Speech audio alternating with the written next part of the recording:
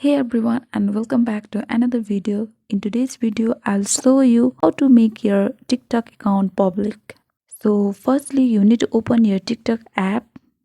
Then on the bottom right corner, tap on profile icon.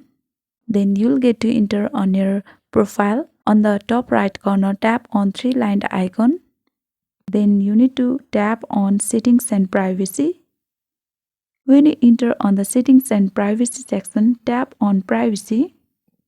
Now here you can see private account. You need to toggle off to make your TikTok account public. And again, if you want to make your account private, then toggle on.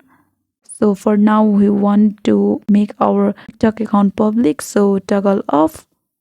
If you make your account public, anyone will be able to follow you and view your public post. Also, they can download your videos. So after reading all this statement, tap on switch.